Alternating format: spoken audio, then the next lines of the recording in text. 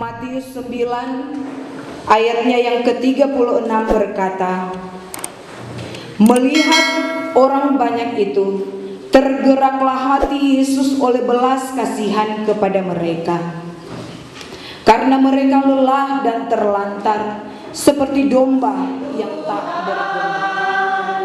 Yang telah menyelamatkan diriku, walau salib berat ditanggungnya, apa balasanku padanya? Seperti itu ya, haleluya, Yesus sumber penyelamatku, Kau selamatkan kami umat-Mu, Engkau pulihkan karena kasih-Mu di dalamnya.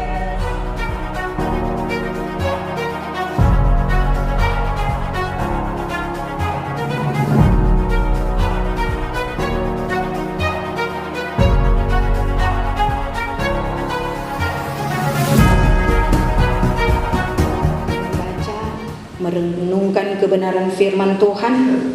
Namun sebelum membaca merenungkan firman Tuhan, kita satu dalam permintaan doa. Mari berdoa. Terpujilah Engkau Allah Bapa di sorga.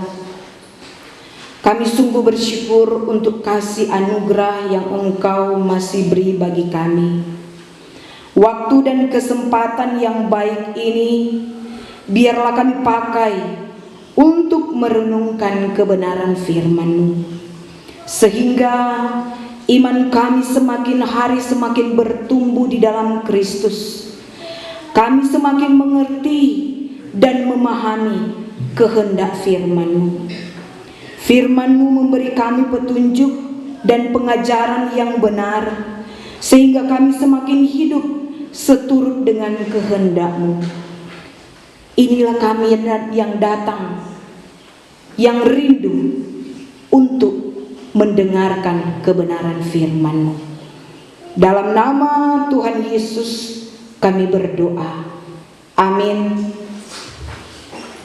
Jemaat yang dikasihi dan diberkati Tuhan, pembacaan firman Tuhan kita di saat ini dalam kitab Lukas pasalnya yang ke-10, ayatnya yang ke-25 hingga ayatnya yang ke-37. Lukas pasalnya yang ke-10 ayat yang ke-25 hingga ayatnya yang ke-37 dengan perikop orang Samaria yang murah hati. Pada suatu kali berdirilah seorang ahli Taurat untuk mencobai Yesus, katanya, "Guru, apa yang harus kuperbuat untuk memperoleh hidup yang kekal?" Jawab Yesus kepadanya, "Apa yang tertulis dalam hukum Taurat? Apa yang kau baca di sana?" Jawab orang itu, "Kasihilah Tuhan Allahmu dengan segenap hatimu, dan dengan segenap jiwamu, dan dengan segenap kekuatanmu, dan dengan segenap akal budimu. Dan kasihilah sesamamu manusia seperti dirimu sendiri." Kata Yesus kepadanya, "Jawabmu itu benar. Perbuatlah demikian, maka engkau akan hidup." Tetapi untuk membenarkan dirinya, orang itu berkata kepada Yesus, "Dan siapakah sesamaku manusia?" Jawab Yesus, "Adalah seorang yang turun dari Yerusalem ke Yeriko. Ia jatuh ke tangan penyamun-penyamun yang bukan saja merampoknya habis-habisan, tetapi yang juga memukulnya, dan yang sesudah itu pergi meninggalkannya setengah mati. Kebetulan ada seorang imam turun melalui jalan itu. Ia melihat orang itu, tetapi ia melewatinya dari seberang jalan. Demikian juga seorang Lewi datang ke tempat itu. Ketika ia melihat orang itu, ia melewatinya dari seberang jalan. Lalu datanglah seorang Samaria yang sedang dalam perjalanan ke tempat itu. Dan ketika ia melihat orang itu, tergeraklah hatinya oleh belas kasihan. Ia pergi kepadanya, lalu membalut luka-lukanya. Sesudah ia menyiraminya dengan minyak dan anggur. Kemudian ia menaikkan orang itu ke atas keledai tunggangannya sendiri, lalu membawanya ke tempat penginapan dan merawatnya. Keesokan harinya ia menyerahkan 2 dinar kepada pemilik penginapan itu, katanya, rawatlah dia, dan jika kau belanjakan lebih dari ini, aku akan menggantinya waktu aku kembali. Siapakah di antara ketiga orang ini menurut pendapatmu adalah sesama manusia dari orang yang jatuh ke tangan penyamun itu? Jawab orang itu, orang yang telah menunjukkan belas kasihan kepadanya. Kata Yesus kepadanya, pergilah dan perbuatlah demikian. Demikian jauh pembacaan firman Tuhan.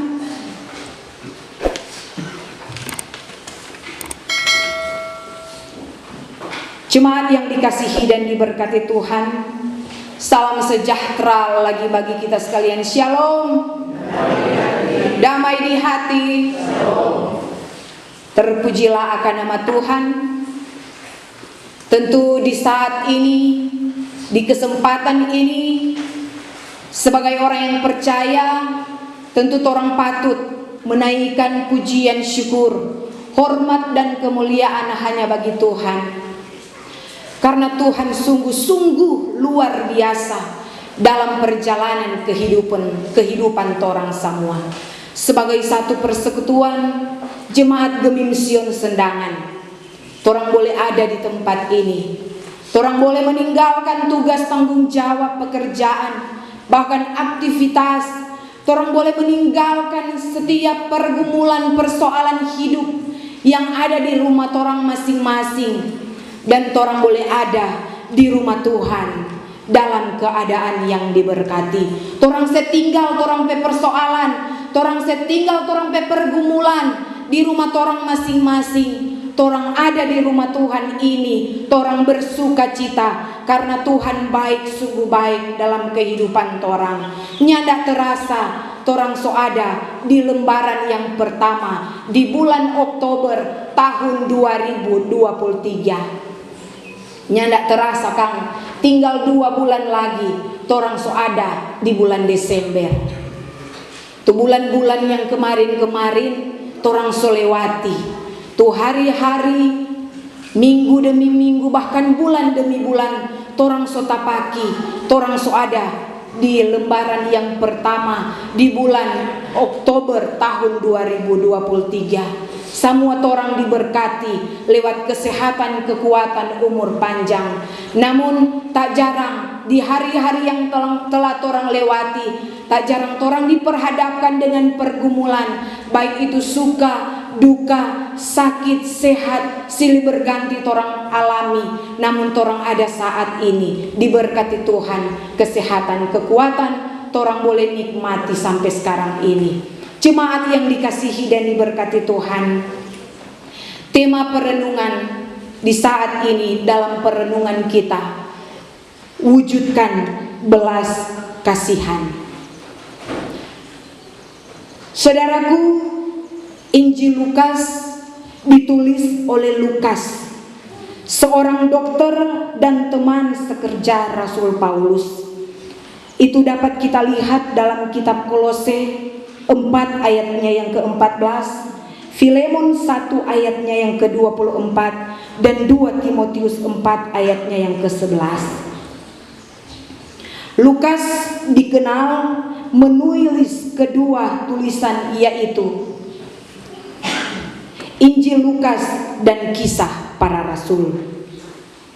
dengan memberi penekanan pada hal-hal seperti kerja kuasa Roh Kudus, pekabaran Injil para rasul, kehidupan jemaat mula-mula, dan kepedulian Yesus kepada mereka yang menderita, yang sakit, kaum yang lemah, bahkan yang terpinggirkan.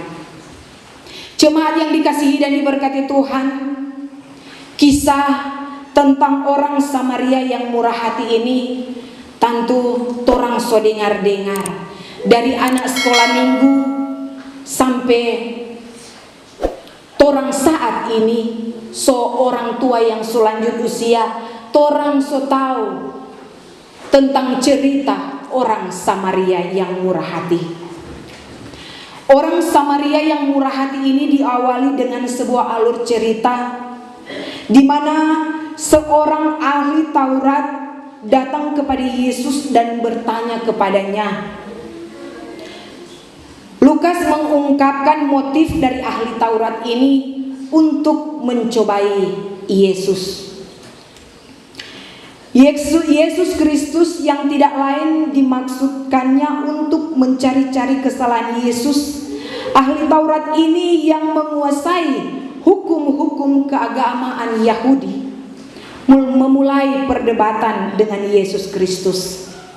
Katanya, "Guru, apa yang harus kuperbuat untuk memperoleh hidup yang kekal?" Pertanyaan ini terarah pada pandangan eskatologis atau pengharapan hidup kekal orang Yahudi tentang penerimaan hidup yang kekal sebagai bagian dari dunia yang akan datang yang disediakan oleh Tuhan Allah. Dan ahli Taurat tersebut bertanya tentang bagaimana memastikan hidup yang kekal itu.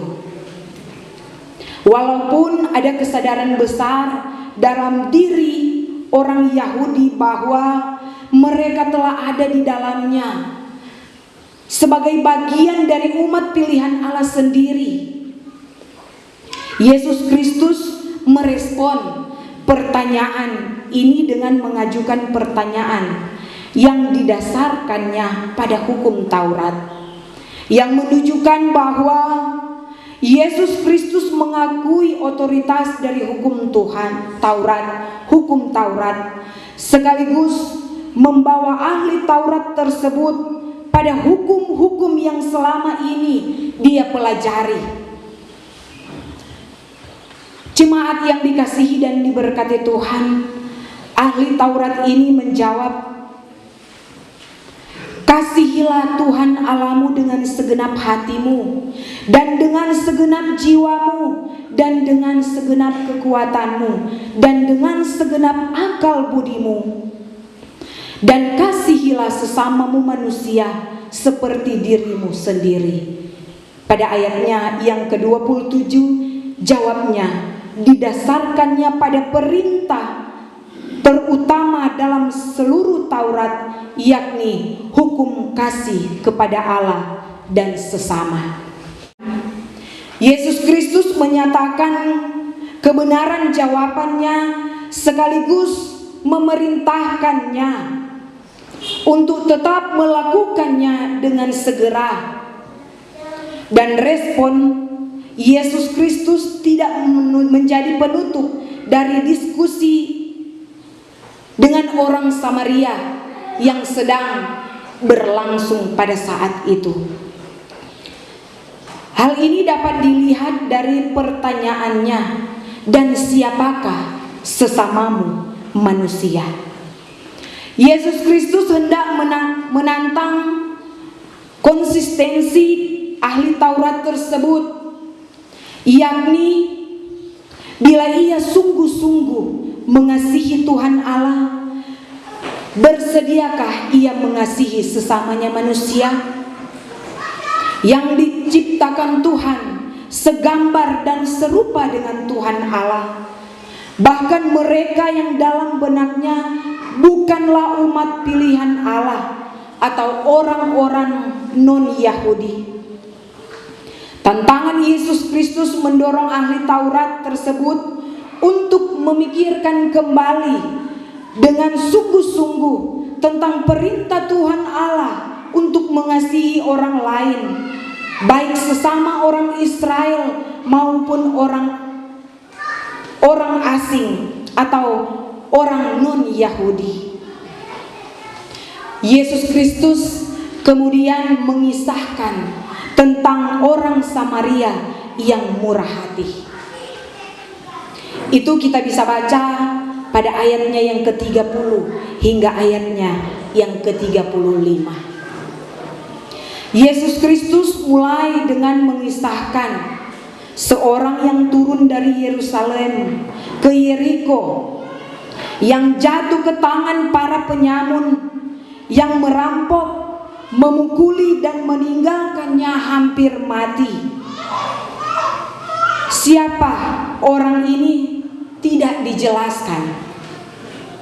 Sebab yang hendak ditunjukkan dari kisah ini adalah respon orang-orang terhadap orang yang malang ini. Perjalanannya memang penuh dengan resiko, mengingat beratnya jalan yang harus ia lewati sebagai jalan yang panjang. Jemaat yang dikasihi dan diberkati Tuhan, kemalangan yang menimpa orang ini sekalipun tragis menjadi kesempatan bagi orang lain untuk menyatakan belas kasihan kepadanya. Yesus Kristus menunjukkan tentang 3 orang yang memiliki kesempatan tersebut. Imam yang merupakan pelayan Allah di bait suci memilih untuk melewatinya dari seberang jalan. Dan orang Lewi memilih juga untuk melewatinya dari seberang jalan. 2 orang dari kelompok religius Yahudi yang tidak mau menolong ini sekaligus mengungkapkan kritik Yesus kepada ketidakseimbangan pengetahuan agama Yahudi dan sikap hidup mereka terhadap sesama. Jemaat yang dikasihi dan diberkati Tuhan, pertolongan justru diberikan oleh seorang Samaria, seorang yang dipandang lebih di bawah dari dan kurang oleh orang-orang Yahudi. Bagi orang Yahudi, ini orang Samaria dipandang kelas di bawah dan harus dihindari. Orang Yahudi tidak mau makan bersama dengan orang Samaria, sebab hal itu dianggap sama dengan memakan makanan yang haram bagi mereka. Namun orang Samaria inilah yang justru menyatakan belas kasihan secara konkret kepada orang malang tersebut. Orang Samaria ini digerakkan oleh belas kasihan kepada orang yang hampir mati ini. Dia membalut luka, menyirami dengan minyak dan anggur, bahkan menaikkan orang itu ke atas keledai tunggangannya sendiri, membawanya ke tempat penginapan dan merawatnya. Dan orang Samaria ini membayar perawatan orang itu dengan uangnya dan siap membayar lebih lagi. Dia membayar uang sebanyak 2 dinar. Kalau orang baca di ayat-ayat sebelumnya, itu 2 dinar ini sama 1 dinar sama seperti upah kerja 1 hari. Jadi berarti kalau 2 dinar upah kerja selama 2 hari. Dia upah kerja selama 2 hari ini dia setinggal, dia bayar untuk perawatan orang ini. Dan dia bilang kalau katanya tidak cukup, nanti dia tambah di saat dia babale ulang. Jemaat yang dikasihi dan diberkati Tuhan, siapakah sesama manusia dari orang yang jatuh ke tangan penyamun itu? Ahli Taurat tersebut menjawabnya. Menjadi pertanyaan kepada ahli Taurat ini dari Tuhan Yesus, siapa kata sesama manusia ini? Orang yang telah menunjukkan belas kasihan kepadanya. Yesus Kristus pun memberikan perintah yang sama atas respon tersebut, yakni untuk melakukan dengan segera. Kisah orang Samaria ini dan pertanyaan di ujung cerita ini yang disampaikan Yesus Kristus membawa ahli Taurat tersebut membuka mata untuk melihat kesalahan dari kerangka pikirnya. Apa yang terpenting bukanlah pertanyaan tentang siapa yang merupakan sesama manusia, tetapi terutama dorongan bagi seseorang untuk siap menjadi sesama manusia bagi orang lain, terlebih mereka yang membutuhkan belas kasihan. Jemaat yang dikasihi dan diberkati Tuhan, orang percaya kepada Yesus Kristus dipanggil untuk menyatakan belas kasihan kepada orang lain, yakni untuk meneladani Tuhan Yesus Kristus sendiri. Kisah orang Samaria yang murah hati ini dipakai Tuhan untuk mengubah kerangka berpikir, merasa dan bertindak dari kebanyakan orang bahwa pertanyaan terpenting adalah apakah kita bersedia menjadi sesama manusia bagi orang lain?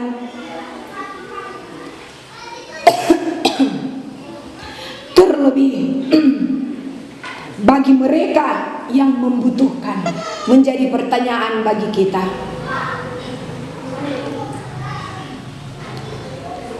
Apakah kita sudah menjadi sesama manusia itu? Tentu orang semua yang boleh menjawab pertanyaan itu.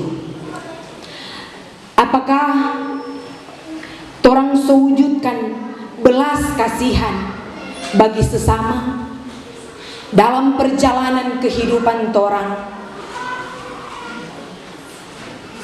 di tengah-tengah dunia yang semakin dan semakin canggih ini? Marilah sebagai pribadi, keluarga, jemaat, mari torang wujudkan kasih Kristus, belas kasihan Kristus sendiri dalam perjalanan kehidupan torang, dimanapun torang pergi dan berada. Bukan karena torang punya kekuatan, kehebatan, atau torang punya segalanya, torang punya materi. Kong tu orang yang nyandak punya apa-apa, nyandak bisa membantu, nyandak bisa mewujudkan belas kasihan kepada sesama. Karena bukan cuma materi, bukan cuma doi yang torang boleh kasih ke orang lain, namun perhatian, belas kasihan menjadi contoh kecil dalam perjalanan kehidupan torang. Setiap hari ketika torang mau membantu orang yang dalam kesusahan, bukan berarti torang bantu dengan materi ding doi, kong itu so membantu sesama. Ketika torang ada di jalan, contoh kecil, ketika torang ada di jalan, kon torang lihat tuh mungkin bapak ibu lansia Yang pulang dari pasar kong so bawa ke siang tu belanjaan berat-berat. Kong torang bantu bawa akang.